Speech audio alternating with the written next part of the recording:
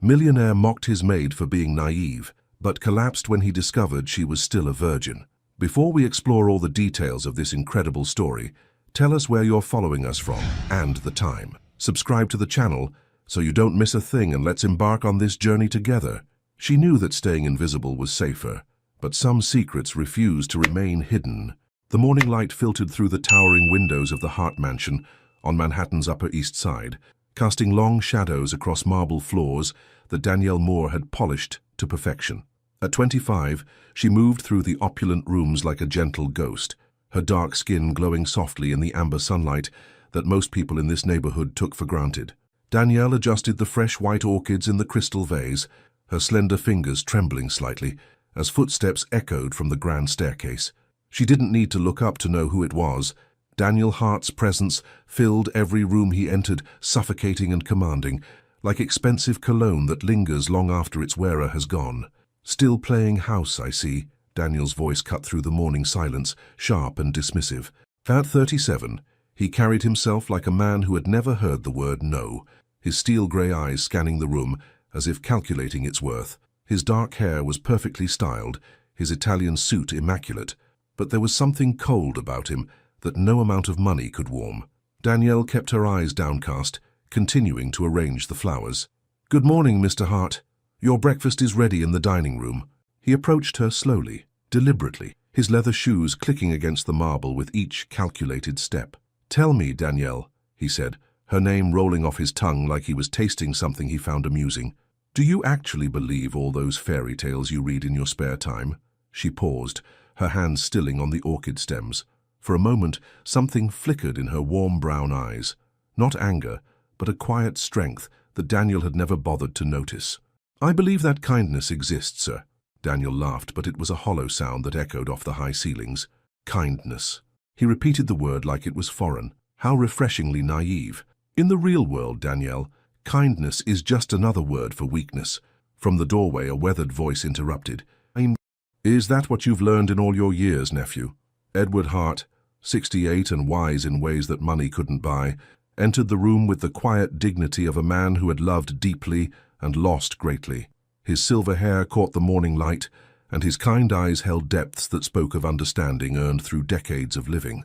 Daniel's jaw tightened. "Uncle Edward, I didn't realize you were awake." "I've been awake for quite some time," Edward replied, his gaze moving between his nephew and the young woman who continued arranging flowers as if she were invisible. "Long enough to hear your morning sermon on the futility of human decency." Danielle felt the tension thicken in the air like smoke. She'd witnessed countless exchanges between the Hart men, Daniel's sharp cynicism always clashing with Edward's gentle wisdom. But today felt different. Today, she could feel Edward's eyes on her, really seeing her, in a way that made her chest tighten with unexpected emotion. "Danielle," Edward said softly, "those orchids are beautiful. You have a gift for bringing life into sterile places." The compliment hit her like a physical touch.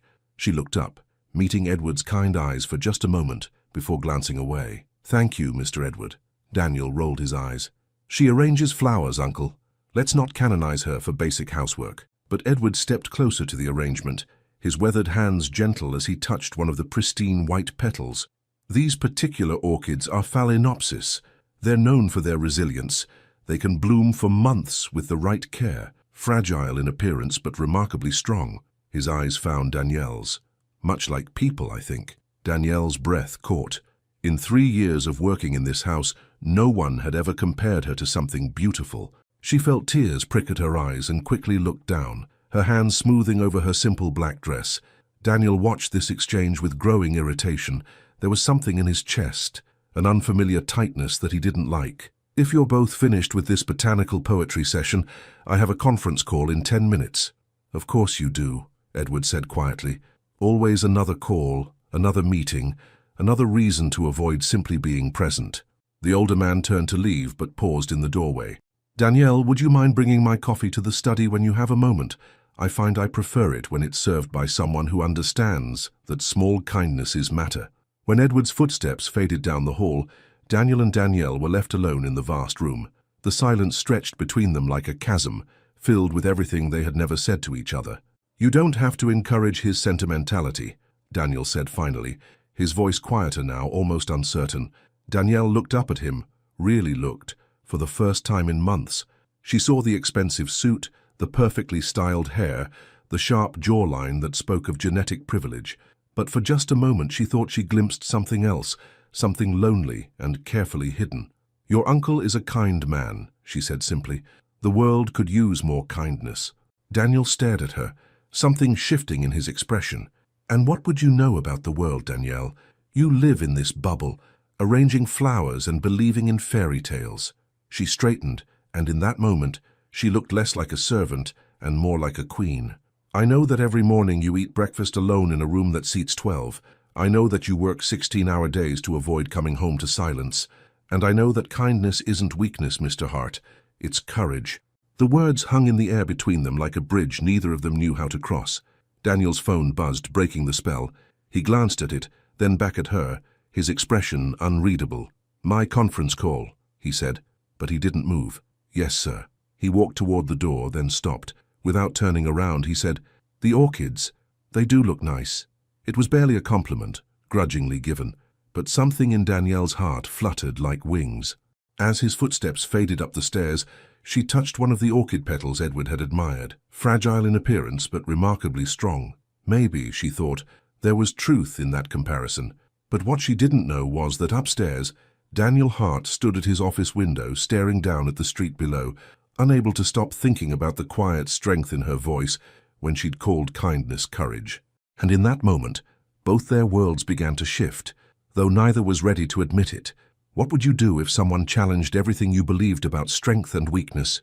3 days had passed since their conversation, but some words echo longer than others.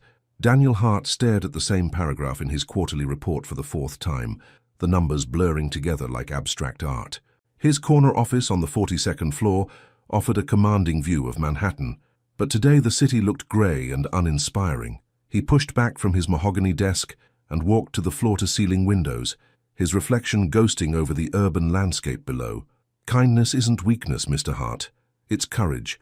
Her words had been haunting him for 3 days now, slipping into his thoughts during board meetings, echoing in the silence of his penthouse apartment. Daniel Hart, who prided himself on his ability to compartmentalize and control, found himself unable to shake the memory of Danielle Moore's unwavering gaze. His assistant's voice crackled through the intercom. "Mr. Hart, your 2 o'clock appointment is here." "Send them in," he replied, straightening his tie and forcing his mind back to business. Meanwhile, across town in the Hart mansion, Danielle hummed softly as she dusted the antique photographs lining the hallway. Her melody was gentle, almost ethereal, a gospel hymn her grandmother had taught her years ago. The music seemed to breathe life into the sterile corridor, transforming it from a museum into something resembling a home. "That's a beautiful song." Danielle turned to find Edward approaching, his silver-tipped cane tapping gently against the hardwood floor. His eyes held their usual warmth, but today there was something else, a protective concern that made her pulse quicken. "My grandmother used to sing it while she cooked," Danielle said, setting down her dustcloth. "She said music could heal hearts that medicine couldn't reach." Edward nodded slowly, his weathered hands resting on his cane. "Your grandmother sounds like a wise woman. Tell me, Danielle, was she the one who taught you to see light in dark places?" The question caught her off guard.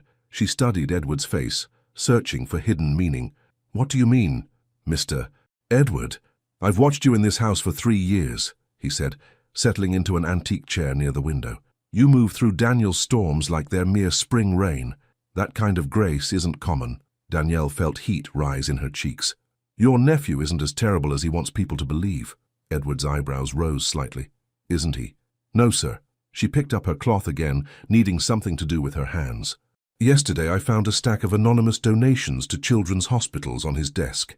And last month, when Mrs. Holloway from down the street couldn't afford her medication, her pharmacy bill was mysteriously paid in full." "You notice things," Edward observed. "I notice everything," she admitted quietly. "It's what happens when you live on the edges of other people's lives." Edward was quiet for a long moment, studying her with the intensity of someone solving a complex puzzle. "Danielle, may I ask you something personal?" Her hands stilled on the picture frame she was dusting, a photograph of Daniel at his college graduation, his smile genuine and unguarded in a way she'd never seen in person. "Yes, sir." "Have you ever been in love?" The question hit her like a physical blow. She set down the frame carefully, buying herself time. No, sir. Not really. Not really. Or not at all. Danielle's voice dropped to barely above a whisper. Not at all. I've been waiting for what? For someone who sees me, really sees me. Not just what I can do for them, but who I am. Edward leaned forward, his expression gentle but serious. And what if that person was closer than you think? What if he was just too stubborn, too afraid to admit it? Before Danielle could respond, the front door slammed with enough force to rattle the windows. Heavy footsteps echoed through the foyer, moving with the aggressive purpose of a man at war with the world. Uncle Daniel!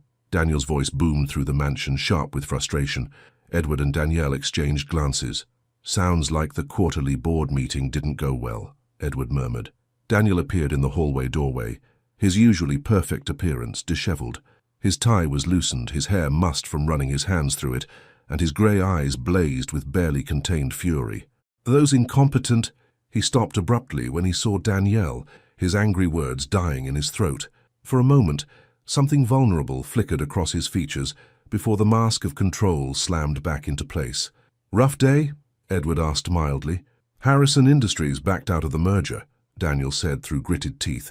6 months of negotiations down the drain because their CEO decided my corporate philosophy was too aggressive. Danielle watched him pace the hallway like a caged animal, his frustration radiating off him in waves. Without thinking, she said, "Maybe he was afraid you'd be too difficult to work with." Daniel stopped pacing and turned to stare at her. "Excuse me?" Edward rose from his chair, sensing the shift in atmosphere. "Perhaps I should—" "No," Daniel said, his eyes never leaving Danielle's face. "I'd like to hear what our resident philosopher has to say about my business practices." Danielle felt her heart hammering against her ribs, but she lifted her chin. "I didn't mean to overstep, but you did. So finish your thought." The air between them crackled with tension. Edward watched this exchange like a chess master observing a crucial game, saying nothing but missing nothing. "I just think," Danielle said carefully, "that maybe people respond better to partnership than domination. Your uncle told me about the children's hospital donations and Mrs. Holloway's medication. You're capable of kindness, Mr. Hart. Maybe if you let people see that side of you—" Daniel's jaw clenched. "You don't know anything about business, Danielle." "No," she agreed quietly, "but I know about people, and people want to be seen as partners, not obstacles to overcome." The silence stretched between them, heavy with unspoken thoughts. Daniel's expression shifted through several emotions: anger, frustration, and something else that looked almost like longing. "My kindness," he said finally, his voice low and dangerous, "is not a business strategy. I never said it was." "Then what are you saying?" Danielle took a small step toward him, her courage surprising even herself. "I'm saying that the man who anonymously pays for strangers' medical bills might find more success if he stopped hiding behind anger." Daniel stared at her for a long moment, his breathing slightly labored. Then, without another word, he turned and stalked toward his study, slamming the door behind him. Edward whistled low under his breath. "Well, that was interesting." Danielle sank against the wall, her legs suddenly weak. "I shouldn't have said those things." "On the contrary," Edward said, his eyes twinkling with something that looked like hope. "I think you said exactly what he needed to hear." From behind the closed study door came the sound of something heavy hitting the wall, followed by Daniel's muffled cursing. "He hates me now," Danielle whispered.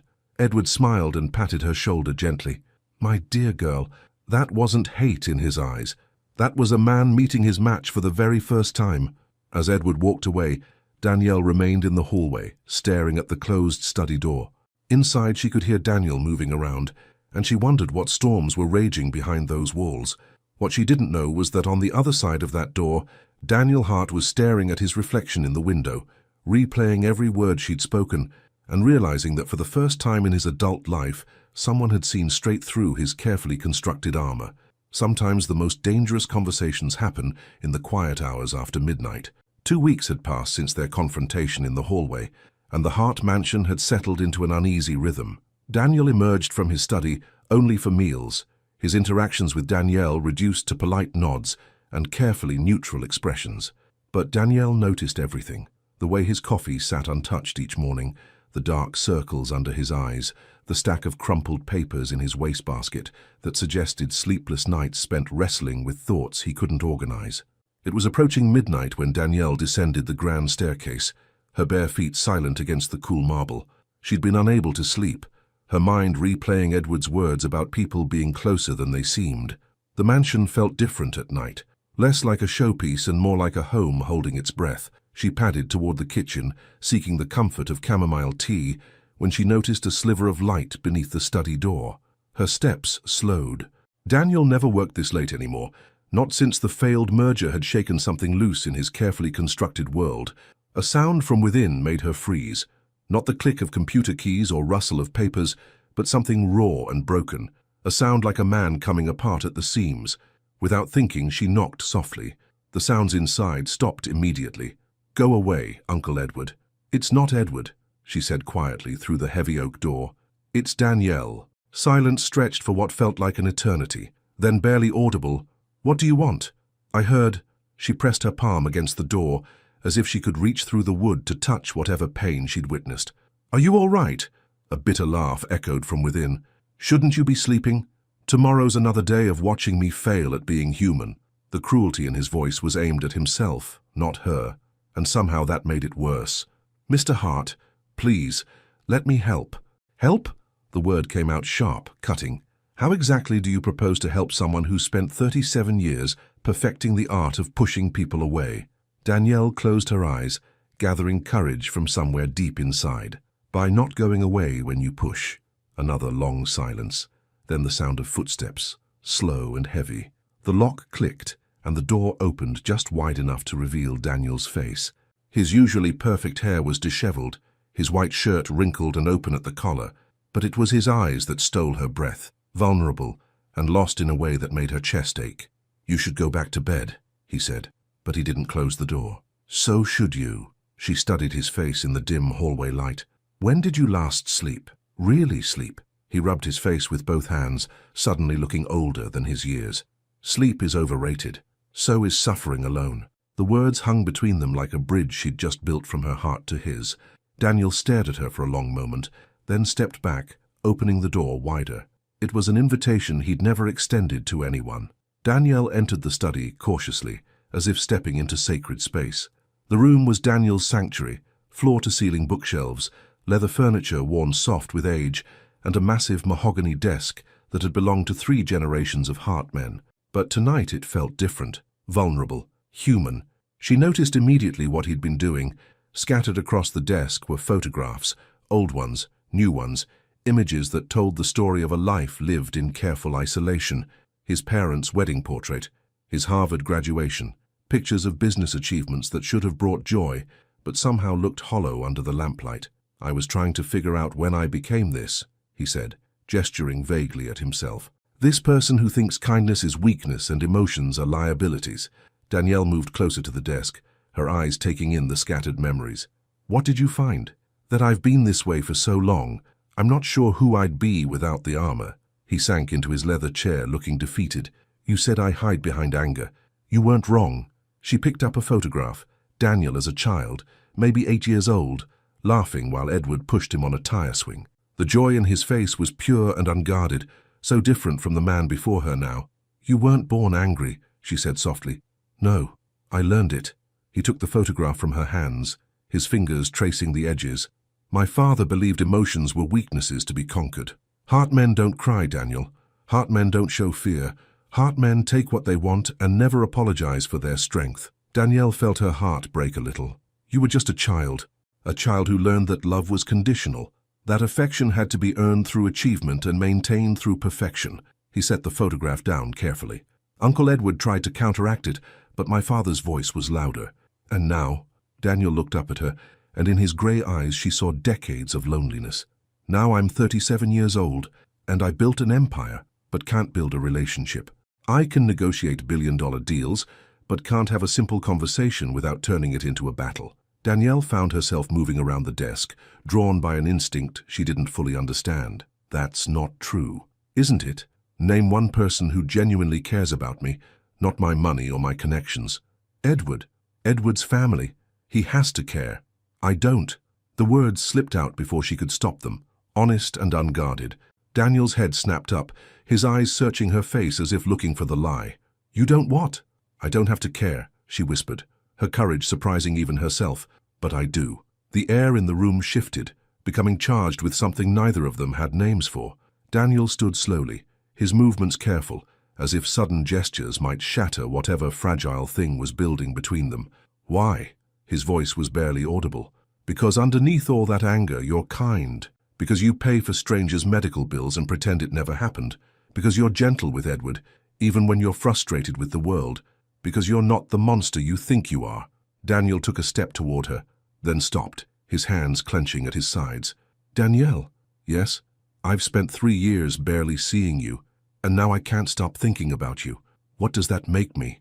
Her breath caught. Human. He laughed, but there was no humor in it. I don't know how to be human, not with you, not when you look at me like that. Like what? Like you see something worth saving. Danielle's heart hammered against her ribs as she took a small step closer. What if there is? The question hung in the air between them, fragile and dangerous. Daniel's eyes dropped to her lips, then back to her eyes, and she could see him fighting himself. You should go, he said finally, his voice strained. Before I do something we'll both regret. But Danielle didn't move. Instead, she reached out and touched his hand, just briefly, just enough to let him know he wasn't alone. What if we wouldn't regret it? Daniel closed his eyes, her touch burning through him like fire. When he opened them again, there was something new there, something that looked like hope fighting with fear. And in that moment, both of them realized they were standing at the edge of something that could either save them or destroy everything they thought they knew about themselves. Some nights change everything, but mornings have a way of bringing doubt back into the light. Danielle woke before dawn, her heart still racing from dreams filled with grey eyes and whispered confessions. The memory of Daniel's hand under hers felt so real, she had to look at her palm to convince herself it had actually happened. 3 hours of sleep had done nothing to dim the electricity that had crackled between them in his study, or the way he'd looked at her like she was both his salvation and his destruction.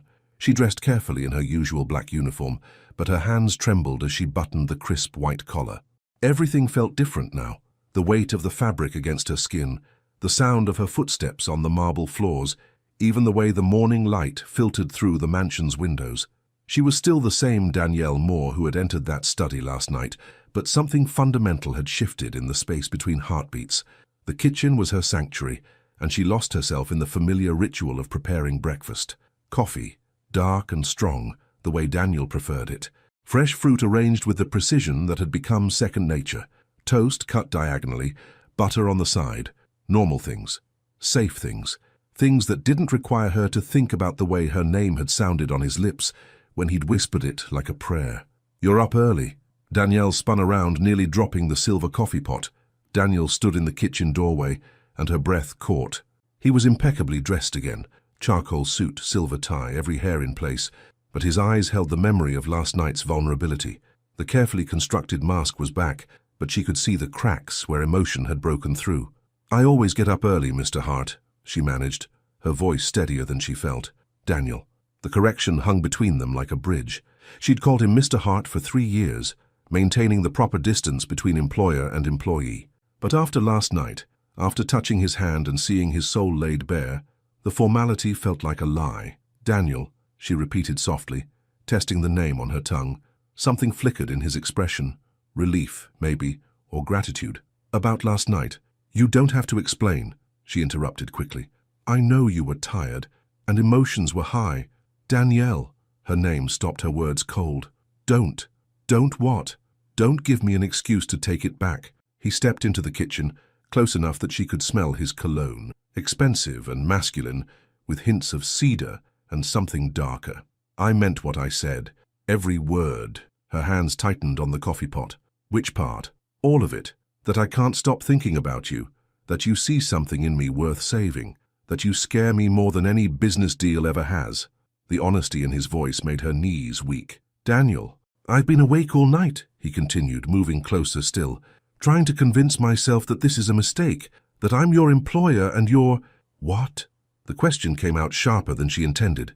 What am I, Daniel? He stopped, something shifting in his expression. You're everything I didn't know I was looking for. The words hit her like a physical blow. She set the coffee pot down with shaking hands, afraid she might drop it. You can't say things like that. Why not? Because...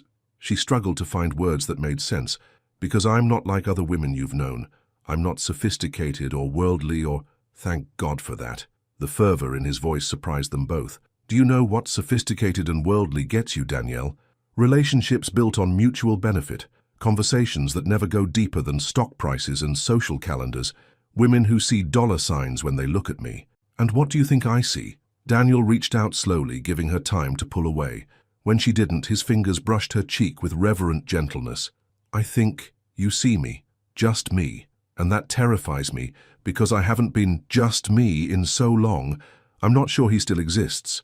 From the doorway, a throat cleared deliberately. Edward appeared, leaning on his silver-tipped cane, his knowing eyes taking in the scene with poorly concealed amusement. Good morning, he said mildly. I hope I'm not interrupting anything important. Daniel's hand dropped from Danielle's face, but he didn't step away. Uncle Edward, you're up early. Old habits, Edward replied, his gaze moving between them with satisfaction. I find that the early morning hours often bring the most illuminating conversations. Danielle felt heat flood her cheeks. I'll get your coffee, Mr. Edward. No rush, my dear. I was just going to suggest that Daniel might want to cancel his 9 o'clock meeting with the Pemberton group. Daniel frowned. Why would I do that? Because, Edward said with the patience of a man who had lived long enough to understand the importance of timing, some conversations are more important than business deals, and some opportunities don't wait for convenient scheduling. The older man's eyes met Danielle's briefly, and she saw encouragement there, understanding.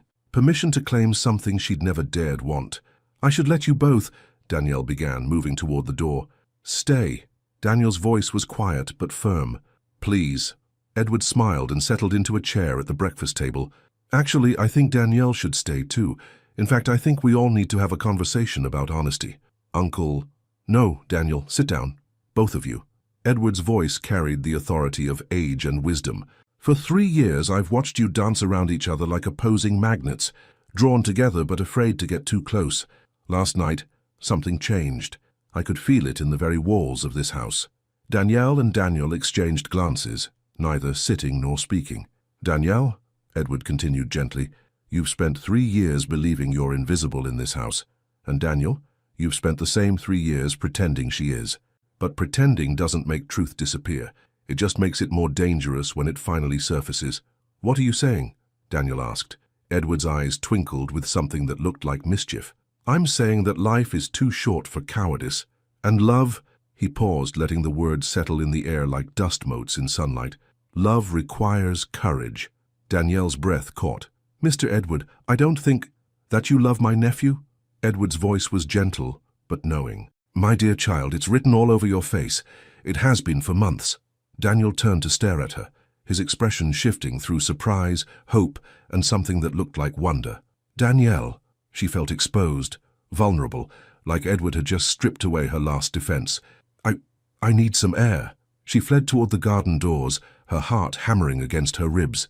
Behind her, she heard Daniel call her name, but she couldn't stop, couldn't face the intensity in his eyes, or the knowing smile on Edward's face.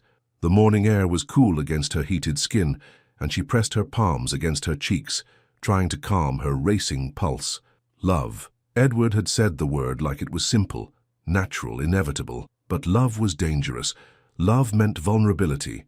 Love meant trusting someone with the most fragile parts of yourself. Danielle. She turned to find Daniel standing in the doorway, his expression raw and uncertain. Don't run from me, not now. I'm not running. Then what are you doing? She looked up at him. This complicated, damaged man who paid for strangers' medical bills and hid his kindness like a shameful secret. I'm trying to figure out how someone like me falls in love with someone like you. The admission hung between them like a confession, and Daniel realized that everything he thought he knew about want and need, and forever, was about to change. When love is finally spoken aloud, there's no taking it back, and some truths demand to be heard. Daniel stood frozen in the garden doorway, Danielle's words echoing in his mind like church bells. Someone like me falls in love with someone like you. She had said it so simply, as if love was just another fact to be acknowledged, like the color of the sky or the turning of seasons. But her eyes told a different story. They held the fear of a woman who had just handed her heart to someone who might not know how to hold it gently. Someone like you, he repeated slowly, stepping out into the morning air. What does that mean? Danielle wrapped her arms around herself. suddenly cold despite the warming sun. It means I'm a housekeeper who fell in love with her employer. It means I'm a girl from Brooklyn who dreams about fairy tales while living in someone else's mansion. It means I'm perfect. The word stopped her breath. Daniel moved closer, his grey eyes holding hers with an intensity that made the world seem smaller, quieter, like they were the only two people left in existence. "You're perfect," he said again, his voice rough with emotion. "And I'm the man who's been too proud and too scared to admit that I fell in love with you months ago." Danielle's knees nearly buckled. "Daniel, I love the way you hum while you work. I love that you see kindness as strength instead of weakness. I love that you arrange flowers like you're creating something sacred." He reached out, his fingers tracing the curve of her cheek. "I love that you called me on my anger and didn't back down when I tried to intimidate you." Tears spilled down her cheeks, warm and unstoppable. "You don't understand? Then help me understand." She pulled back, creating distance that felt necessary and painful all at once. "There are things about me you don't know, things that might change how you feel. Try me." The challenge in his voice was gentle but unwavering. Danielle looked back toward the house, where she could see Edward watching them through the kitchen window, his expression encouraging but patient. She thought about her grandmother's voice, about the songs that had taught her to believe in love even when it seemed impossible. "I've never—" She stopped, the words catching in her throat like thorns. "Never what?" "I've never been with anyone." The confession came out in a rush, barely audible. "Not like that, not at all." Daniel's expression didn't change immediately, as if his mind needed time to process what she'd said. Then his eyes widened slightly, not with judgment or disappointment, but with something that looked like awe. "You mean—" "I'm 25 years old, and I've never been kissed, never been held by someone who loved me. Never." She wrapped her arms tighter around herself. "I told you there were things that might change how you feel." Daniel was quiet for so long that Danielle began to panic. She started to turn away, but his voice stopped her. "Danielle, look at me." Reluctantly, she met his eyes. What she saw there wasn't pity or awkwardness. It was reverence. "You've been waiting," he said softly. "For what?" "For someone who deserves it. For someone who sees you." He took a step closer, moving slowly as if approaching something precious and fragile. "You've been protecting something sacred." Fresh tears spilled down her cheeks. Most men would see it as a burden. "Most men are fools." His voice carried conviction that made her heart skip. "Do you know what I see?" She shook her head, not trusting her voice. "I see a woman who knows her worth, who refuses to settle for anything less than real love, who's brave enough to wait for something that matters." He reached out, his thumb gently wiping away her tears. "You're not inexperienced, Danielle. You're careful. There's a difference." "Daniel, I don't know how to—" "Neither do I." The admission surprised them both. "I've had relationships, but I've never been in love. Not real love, not the kind that scares you and saves you at the same time." From the kitchen window came the sound of Edward deliberately clearing his throat, followed by the pointed clink of a coffee cup against a saucer. Both Daniel and Danielle glanced toward the house, seeing the older man's knowing smile. "He's been orchestrating this, hasn't he?" Danielle asked. Daniel laughed softly. "Uncle Edward believes in what he calls divine intervention through strategic meddling. Is that what this is?" "I don't know what this is," Daniel admitted, "but I know what I want it to be." "What?" He cupped her face in both hands, his touch so gentle it made her ache. "I want it to be everything. I want to learn how to love you the way you deserve to be loved. I want to show you that not all men are interested in taking. Some of us want to give." Danielle closed her eyes, leaning into his touch. "I'm scared. So am I. But I'm more scared of losing you than I am of loving you." When she opened her eyes, she saw her own feelings reflected in his grey gaze. Love and fear and hope all tangled together like threads in an intricate tapestry. "If we do this," she whispered, "if we try this, you have to understand that I don't know the rules. I don't know how to play games or be sophisticated or—" "Good," Daniel said firmly. "I'm tired of games. I'm tired of sophisticated women who see me as a prize to be won, instead of a person to be loved." "And what do you see when you look at me?" "Home," he said without hesitation. "I see home." The word hit her like a revelation. Home.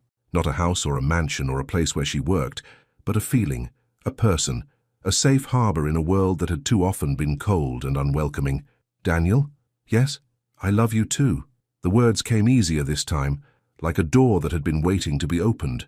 "I love you, and it terrifies me, and I don't know what happens next." He smiled then, not his usual controlled, measured expression, but something genuine and radiant that transformed his entire face. What happens next is that we figure it out together, one day at a time, one moment at a time. Starting when? Starting now. He leaned down slowly, giving her time to pull away, time to change her mind, time to remember all the reasons this might be a mistake. But Danielle didn't move. Instead, she rose up on her toes to meet him halfway. Their first kiss was soft, tentative, like a question being asked and answered simultaneously. It lasted only seconds, but it changed everything. The way they stood, the way they breathed, the way they looked at each other when they broke apart. "Was that—" Daniel began. "My first," she confirmed, her voice barely a whisper. "Then I'll spend the rest of my life making sure it wasn't your best." As they stood in the garden, foreheads touching and hearts racing, neither of them noticed Edward watching from the window with tears in his eyes, finally seeing his nephew become the man he was always meant to be. The first day after "I love you" feels like walking on sacred ground. Everything familiar suddenly transformed. 3 days had passed since their first kiss, and Danielle found herself navigating uncharted territory with the careful steps of someone learning to dance. The mansion hadn't changed.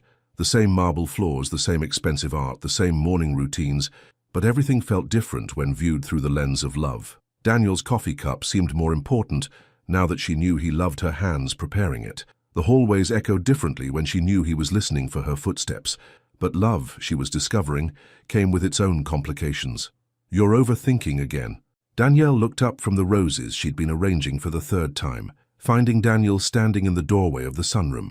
He was dressed for work, navy suit, silver tie that brought out his eyes, but there was something softer about him now, as if love had smoothed the sharp edges of his perpetual tension. "I don't know what you mean," she said, though her hands stilled on the stems. He entered the room slowly, that new, careful consideration in every movement. They were still learning how to be around each other, now that everything had changed. "You've rearranged those roses 4 times in the past hour. Either they're particularly stubborn, or you're working through something." She looked down at the flowers, white roses mixed with baby's breath, elegant and timeless.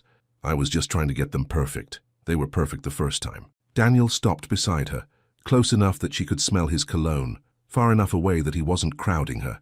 This dance of proximity was new for both of them. "What's really bothering you?" Danielle set down the rose in her hand and turned to face him. "Mrs. Holloway came by this morning." Daniel's expression shifted slightly. "The neighbor whose medication was paid for? She wanted to thank whoever had helped her. She brought homemade cookies and—" Danielle paused, gathering courage.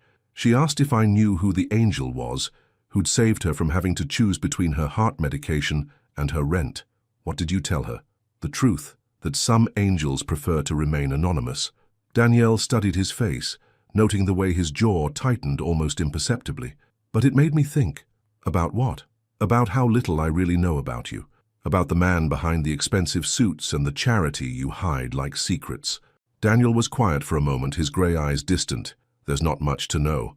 "I don't believe that." Danielle reached out, her fingers brushing his hand in a touch that was still new enough to send electricity through both of them. "Tell me something real, something that made you who you are." He looked down at their joined hands, his thumb tracing across her knuckles with reverent attention. "When I was 12, my father fired our housekeeper, a woman named Constance who'd worked for our family for 8 years. She was getting older, slower, and he decided she was no longer efficient enough to justify her salary." Danielle waited, sensing there was more. "I found her crying in the kitchen on her last day. She had 2 grandchildren she was helping to raise, and losing the job meant they might have to drop out of school." Daniel's voice grew quieter. "That night I heard my father laughing about it on the phone with a business partner, talking about how sentiment was the enemy of success. What did you do?" "Nothing. I was 12 and powerless." His eyes met hers. "But I promised myself that when I had power I'd use it differently. Every anonymous donation, every mysteriously paid bill, it's me trying to be the man my father wasn't." Danielle felt her heart swell with love and sadness in equal measure. "You're nothing like him." "Sometimes I think I am. The anger, the control, the way I push people away when they get too close." "But you didn't push me away." "No," he agreed softly. "I didn't, though God knows I tried." From the hallway came the sound of Edward's approaching footsteps, accompanied by the gentle tap of his cane. Both Daniel and Danielle stepped apart instinctively, the habit of maintaining proper distance still strong despite everything that had changed between them. "Good morning, you two." Edward said as he entered the sunroom, his knowing eyes taking in their careful positioning with amusement. Am I interrupting another moment of profound conversation disguised as flower arranging? Daniel cleared his throat. Uncle, we were just falling more in love with each passing day. Edward settled into his favorite chair by the window, his expression pleased. Yes, I can see that. The question is, what are you planning to do about it? Danielle felt heat rise in her cheeks. Mr. Edward, I should probably— Stay, Edward said firmly. Both of you need to hear this. He looked between them with the patience of a man who had lived long enough to understand the complexities of the heart. You're both dancing around each other like you're made of spun glass. Love isn't that fragile, children. We're taking things slowly, Daniel said. Why? The simple question hung in the air like a challenge. Daniel and Danielle exchanged glances, neither quite sure how to answer. Because it's the right thing to do, Danielle said finally. According to whom? Edward's voice was gentle but pointed. You're both adults, you're both in love. Life is short and happiness is rare. What exactly are you waiting for? Daniel ran a hand through his hair, a gesture that was becoming familiar to Danielle. It's complicated, Uncle. Love always is. But that doesn't mean it has to be tortured. Edward leaned forward, his weathered hands resting on his cane. Let me tell you something about waiting. I waited to tell my Margaret I loved her. Waited for the perfect moment, the perfect words, the perfect circumstances. You know what happened. Neither of them answered, but both were listening intently. I almost lost her to a man who was brave enough to act on his feelings immediately. If she hadn't chosen me despite my cowardice, I would have spent my life wondering what if. His eyes moved between them. Don't make my mistake. What are you suggesting? Daniel asked. I'm suggesting that you stop treating your love like it's something to be ashamed of. Stop hiding it, stop tiptoeing around it. Stop acting like caring for each other is somehow improper. Edward's voice grew stronger. You're in love. Celebrate it. Danielle felt tears prick her eyes. It's not that simple, isn't it? Edward's gaze softened as he looked at her. My dear girl, you've spent your whole life believing you weren't worthy of love like this. And Daniel, you've spent yours believing you weren't capable of it. You're both wrong. Daniel reached out then, his fingers intertwining with Danielle's in full view of his uncle. The gesture was simple but revolutionary, a public claiming that made Danielle's heart race. What would you have us do? Daniel asked. Edward smiled, his eyes twinkling with something that looked like mischief. Love each other openly. Stop hiding from what makes you happy. He paused, studying their joined hands. And perhaps it's time to discuss some practical matters, such as the fact that Danielle is far more than a housekeeper, and perhaps it's time her position in this household reflected that reality. Danielle's breath caught. Mr. Edward, what are you saying? I'm saying, my dear, that the woman my nephew loves deserves better than to be hidden away like a shameful secret. And I'm saying that this old house could use some permanent joy in its halls. As his words settled over them like a benediction, Daniel and Danielle realized that Edward wasn't just giving them permission to love, he was challenging them to be brave enough to build a life together. Sometimes the people who claim to love us the most are the ones who understand us the least. The phone call came at precisely 2:47 p.m. on a Tuesday, shattering the newfound peace of the Hart mansion like crystal against stone. Danielle was in the library, dusting the leather-bound volumes that Daniel collected but rarely read, when she heard his voice echoing from the study, sharp, defensive, and filled with a tension she hadn't heard since their early days of careful animosity. That's none of your concern, Mother. Danielle's hands stilled on the book spine. In 3 years of working in this house, she had never heard Daniel mention his parents, never seen family photographs beyond those scattered memories he'd shown her in his vulnerable moment. The woman on the other end of that call was a ghost from a past he'd buried so deep that even Edward rarely spoke of her. No, I will not be attending the charity gala, because I have other priorities now. What do you mean? What kind of priorities? The silence that followed was heavy with unspoken implications. Danielle found herself moving closer to the study door, drawn by an instinct she couldn't name. Through the crack, she could see Daniel pacing behind his desk, his free hand running through his hair with increasing agitation. Her name is none of your business. I don't care what people will think. Mother, I'm 37 years old, not 17. The conversation continued for another 10 minutes, Daniel's responses growing shorter and more clipped with each exchange. When he finally ended the call, the silence that followed felt dangerous, the kind of quiet that precedes earthquakes. Danielle knocked softly on the doorframe. Daniel? He looked up, and the expression on his face made her heart clench. All the softness love had brought to his features was gone, replaced by the cold mask she remembered from their early encounters. But now she could see through it to the pain underneath. "My mother," he said simply, as if that explained everything. "I gathered that." Danielle entered the study cautiously, reading his body language like a map of potential landmines. "Are you all right?" "She knows." The words hit Danielle like ice water. "Knows what?" "About us."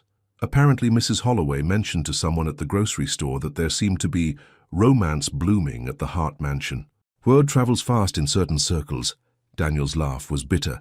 "My mother has her sources everywhere." Danielle felt her stomach drop. "What did she say?" "The usual, that I'm making a fool of myself, that people are talking, that a Hart doesn't associate with—" He stopped abruptly, his jaw clenching. "With what, Daniel?" "It doesn't matter. It does to me." Danielle moved closer, her voice steady despite the fear crawling up her spine. "What did she say about me?" Daniel met her eyes and she saw regret and rage warring in his expression. "She called you the help." The words landed like physical blows. Danielle had heard worse in her life, had endured countless subtle and not-so-subtle reminders of her place in the world, but somehow coming from the mother of the man she loved, it cut deeper than expected. "I see." "Danielle." "No, it's fine." She straightened her shoulders, calling on reserves of dignity she'd learned to access in moments like these. "She's not wrong, technically. I am the help. You're not." Daniel's voice was fierce, protective. "You're the woman I love." Those things aren't mutually exclusive. The sadness in her voice seemed to break something in Daniel. He moved around the desk, reaching for her, but she stepped back instinctively.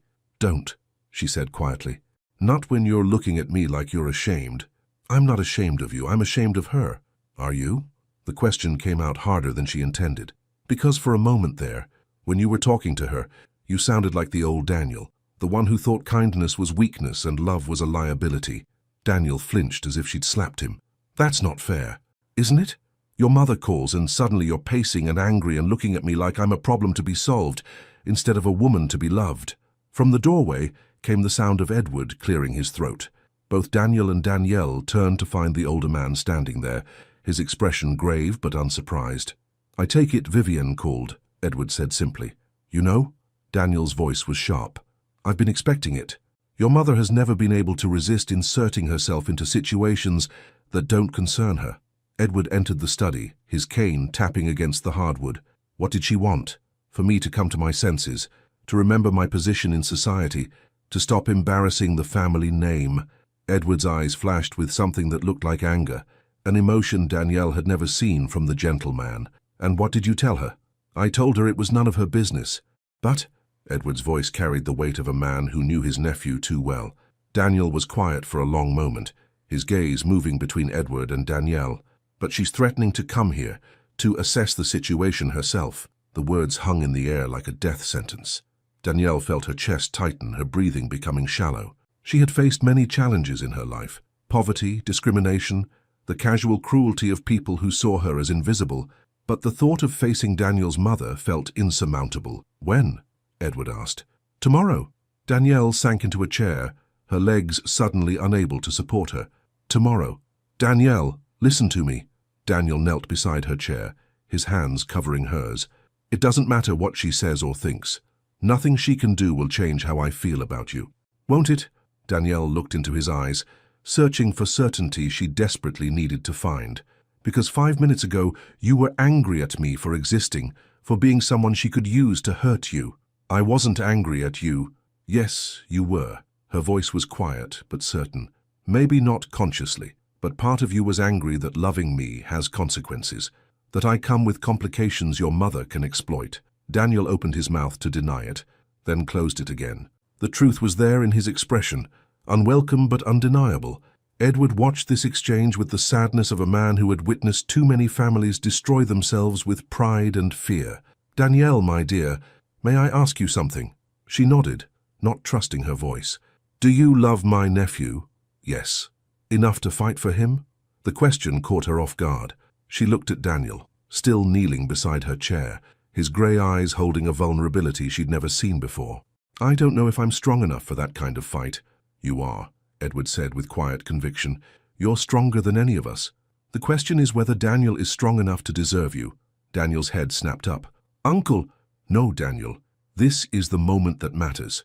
Your mother is coming here tomorrow to try to destroy the best thing that's ever happened to you.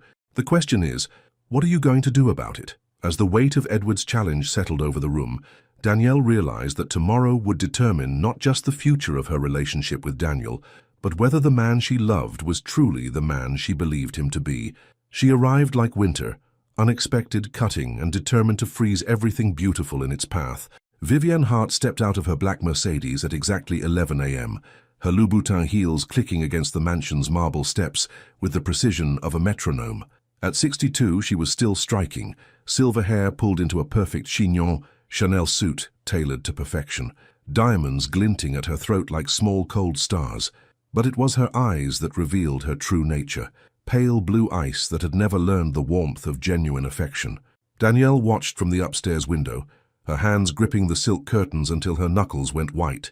She had barely slept, spending the night alternating between rehearsing conversations that would never happen and imagining scenarios that made her stomach churn with anxiety.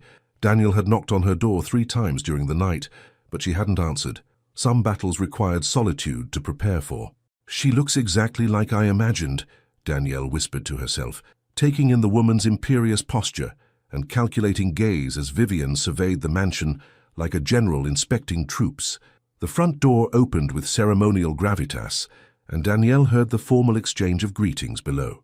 Daniel's voice was carefully controlled, Edward's warmly polite, but Vivienne's responses were crisp and businesslike, as if she were conducting a corporate audit rather than visiting family. "Where is she?" Vivienne's voice carried clearly up the stairwell, sharp and commanding. "Where is who, Mother?" Daniel's response was deliberately obtuse. "Don't play games with me, Daniel. The girl.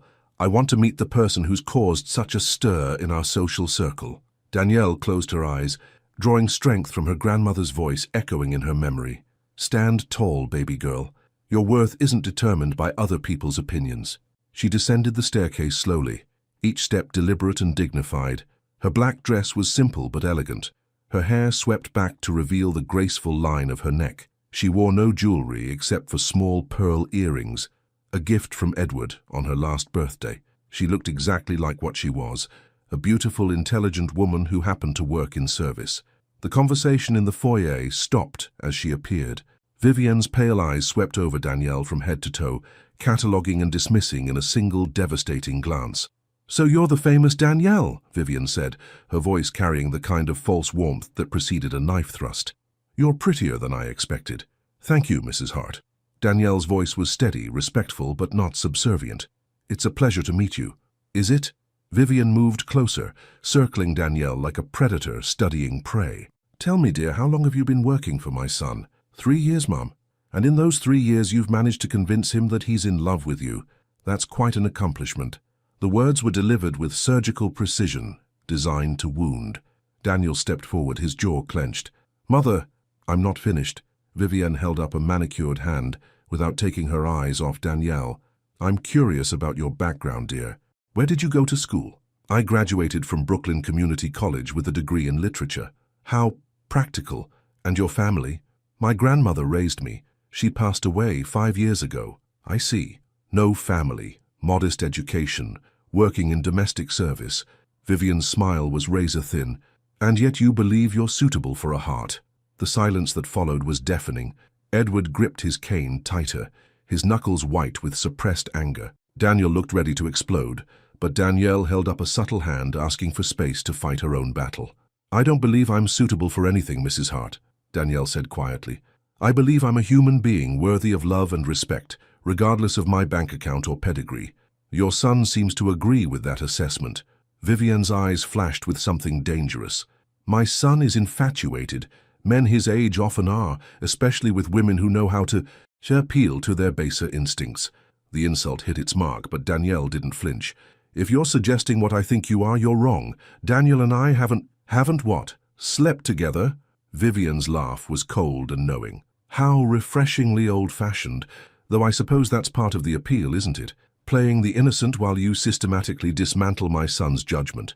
"That's enough." Daniel's voice cut through the air like a blade. "I will not speak to her that way. I will speak however I choose in my own family's home." "This isn't your home anymore," Edward said quietly.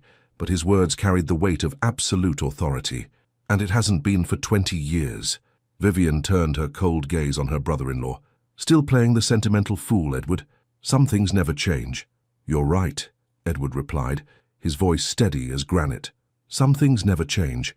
Your cruelty, for instance. Your inability to see worth in anyone who doesn't serve your ambitions. My ambitions built this empire.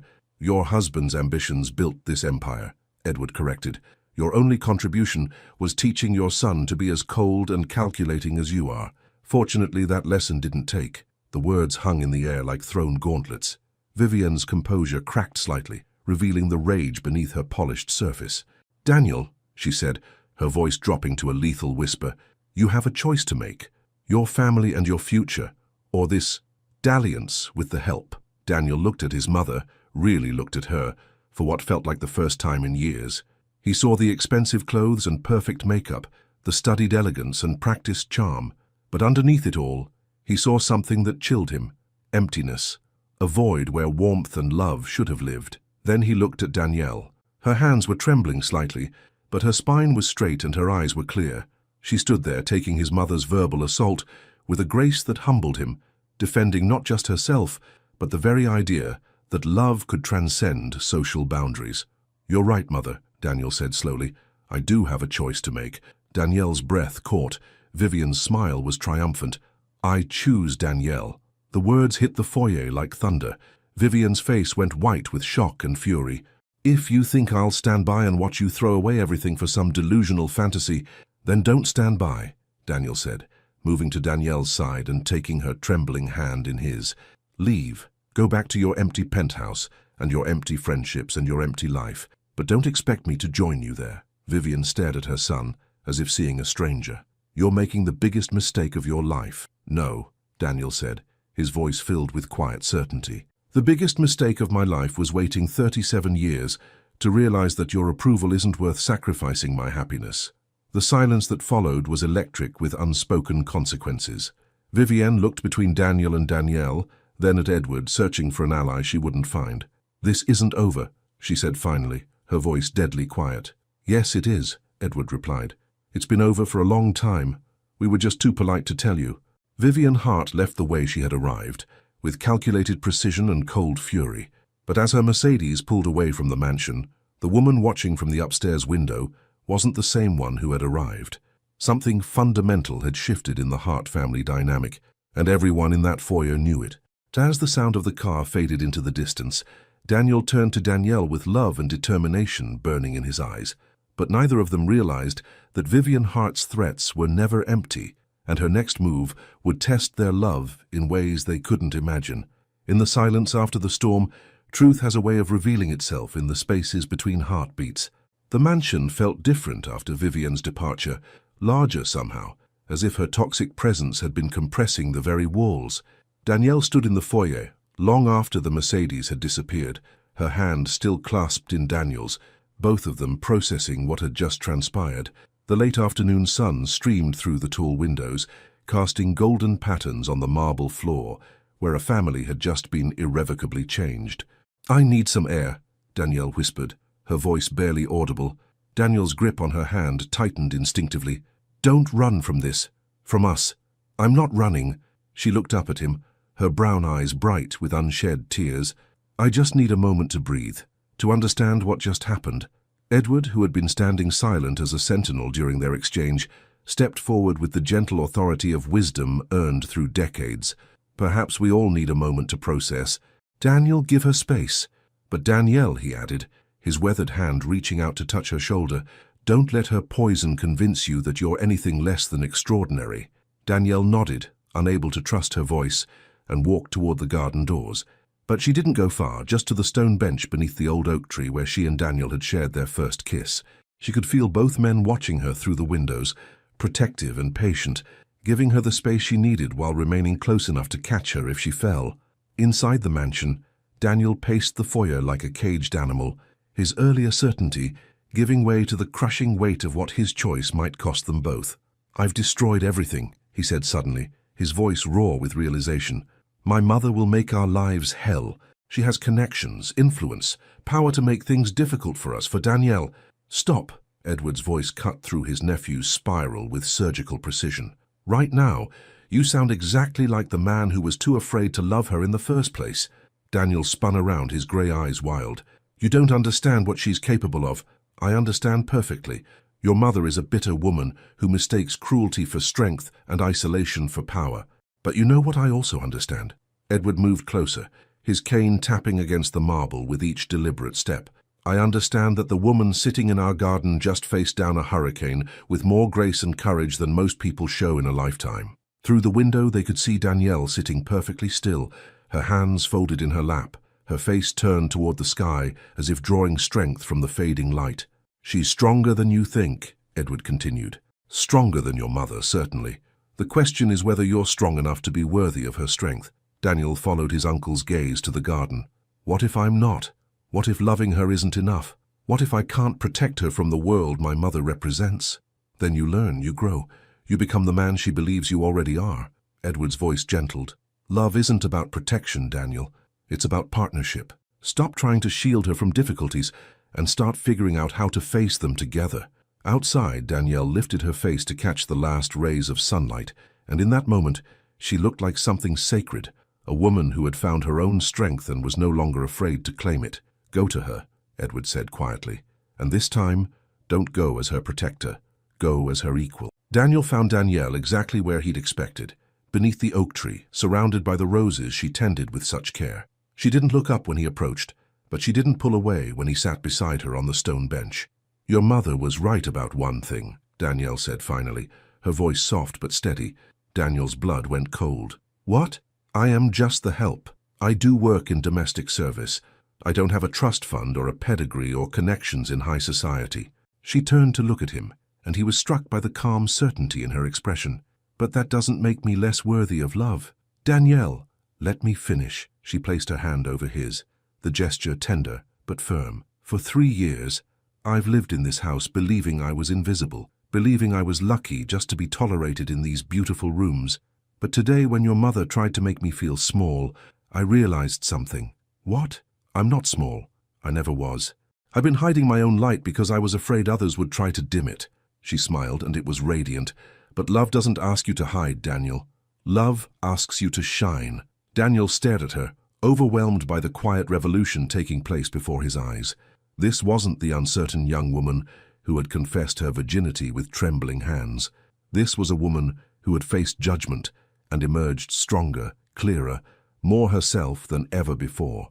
"I love you," he said, the words inadequate but necessary.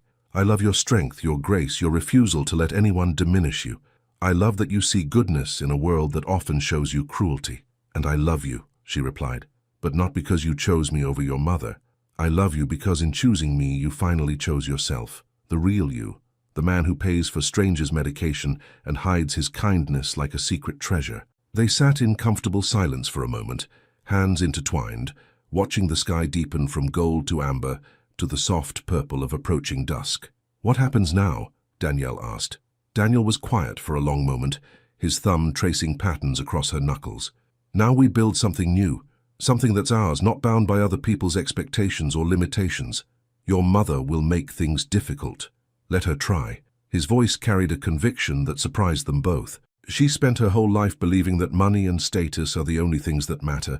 She'll never understand that she just lost to something she can't buy or manipulate or control."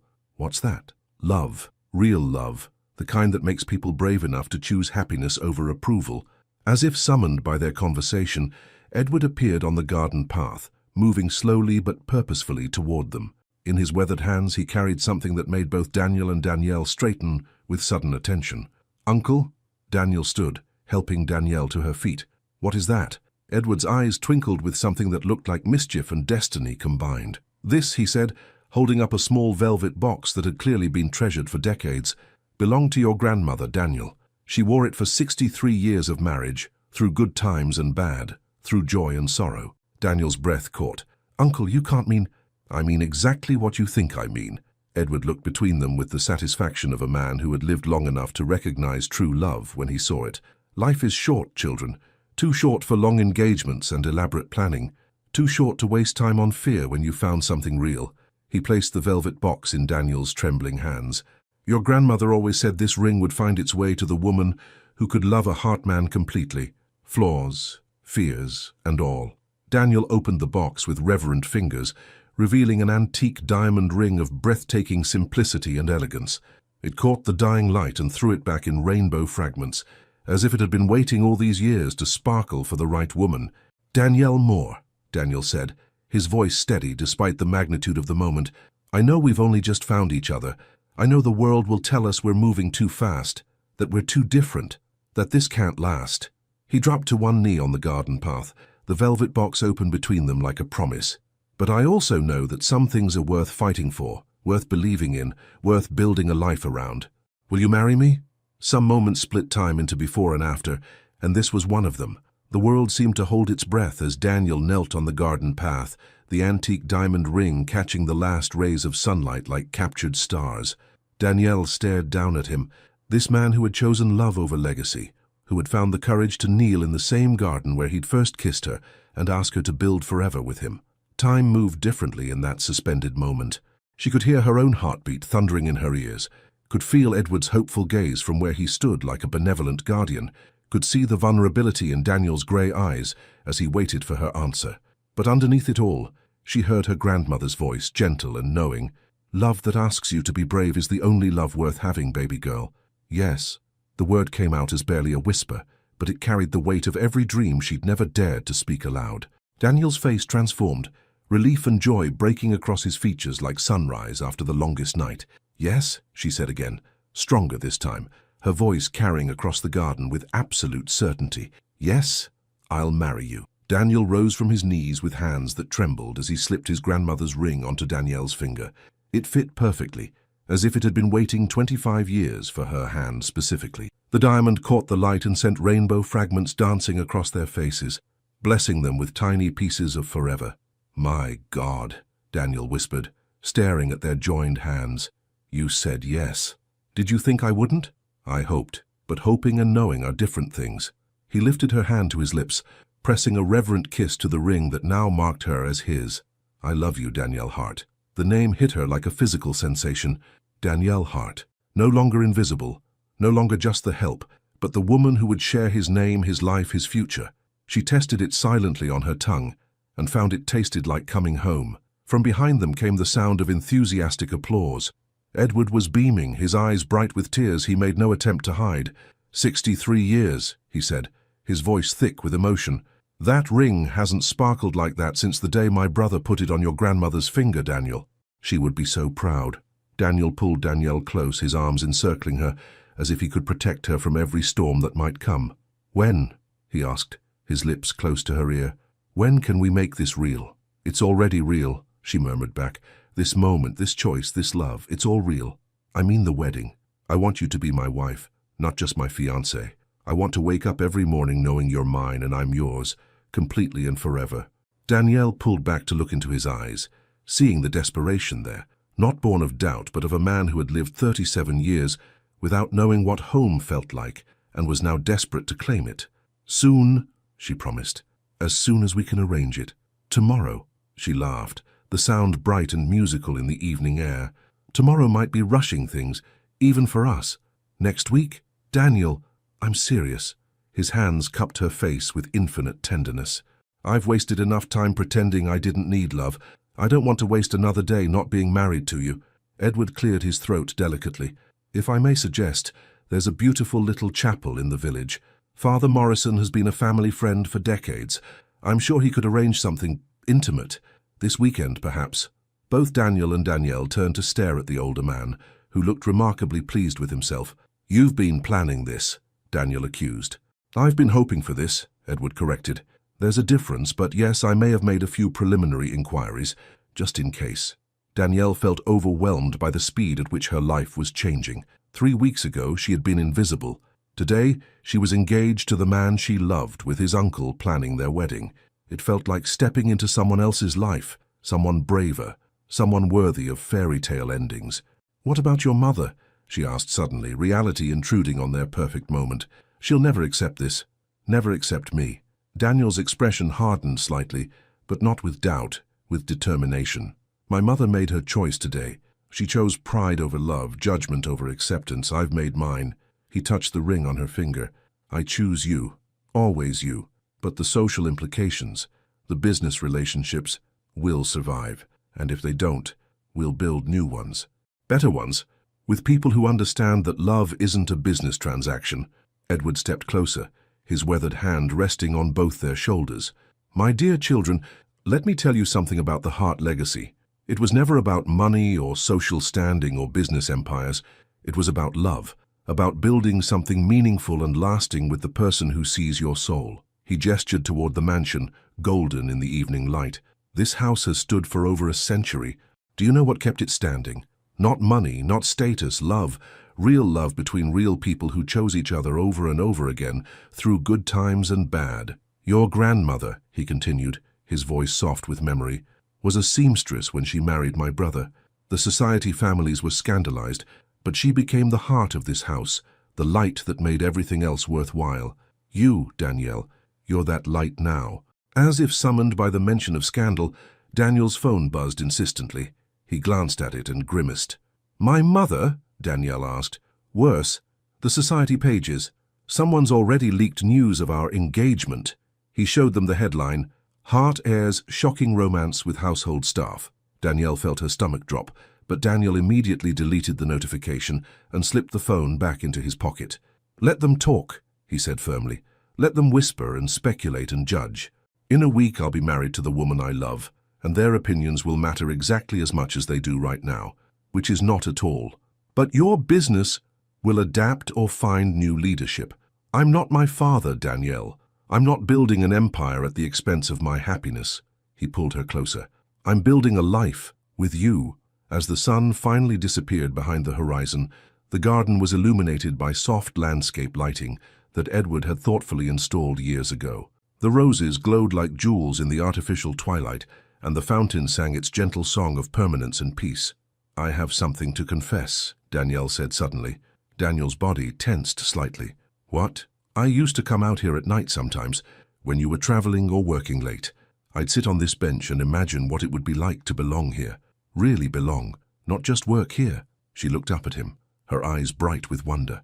I never imagined it could be this beautiful. What? The garden? No, being loved by you, being chosen by you, being enough for you. Daniel's response was to kiss her, deeply, thoroughly, with all the passion and promise and forever that words couldn't contain. When they broke apart, both breathing heavily, Edward was diplomatically examining the roses with intense concentration. So, Daniel said, his forehead resting against hers, this weekend? This weekend, she agreed. Small ceremony. Very small, just us, Edward, and Father Morrison. Perfect. He paused, then grinned with boyish excitement. Mrs. Hart is going to love being married to me. Danielle laughed, the sound carrying across the garden like music. Mr. Hart is going to love being married to me, too. As they stood there in the garden, holding each other under the stars, none of them noticed the shadow that briefly appeared at an upstairs window of the neighboring mansion, a shadow that belonged to someone who had been watching, listening, and planning.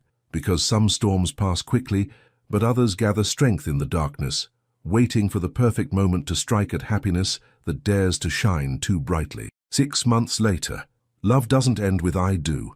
It begins there, growing stronger with each sunrise, deeper with each shared breath. The morning sun streamed through the tall windows of the Hart mansion, casting golden patterns across the marble floors that Danielle Hart, still marveling at the sound of her married name, now walked as mistress rather than employee.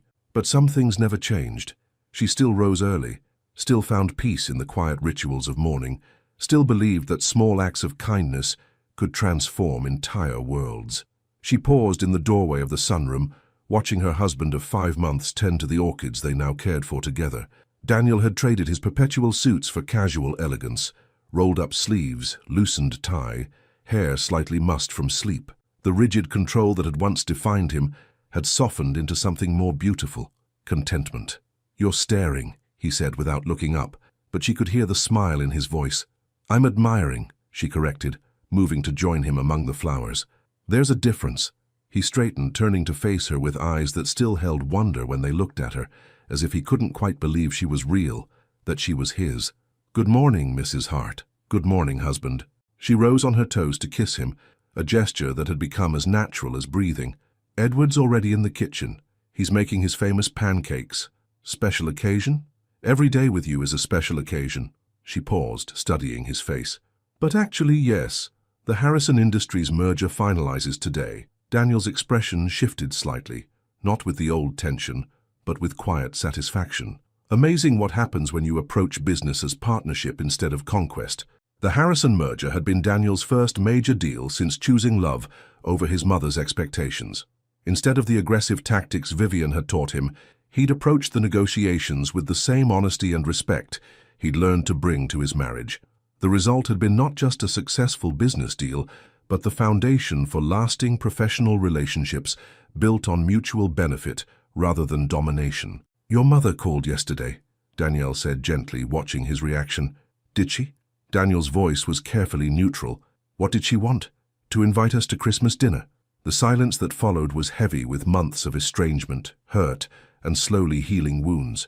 Vivian Hart had spent the first 3 months after their wedding staging various forms of protest, cutting social ties, freezing certain business relationships, making pronouncements about family loyalty to anyone who would listen. But time and Daniel's unshakable happiness had begun to wear down even her formidable resolve. "What did you tell her?" "That I'd discuss it with my husband." Danielle reached out, straightening his already perfect tie. "I also told her that any invitation would need to include an apology. To both of us, but especially to you." Daniel's eyebrows rose.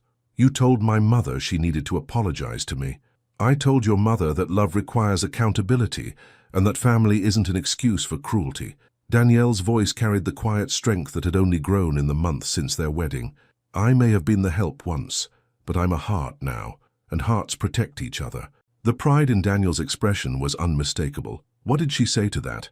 That she was beginning to understand why her son fell in love with me. From the kitchen came the sound of Edward's cheerful humming, a gospel hymn that Danielle had taught him, one her grandmother used to sing while cooking. The older man had become more than just family. He'd become Danielle's closest friend and confidant, someone who understood that love could transform not just individuals, but entire family legacies. "There's something else," Danielle said, her hand moving unconsciously to rest on her still flat stomach. Daniel's attention sharpened immediately.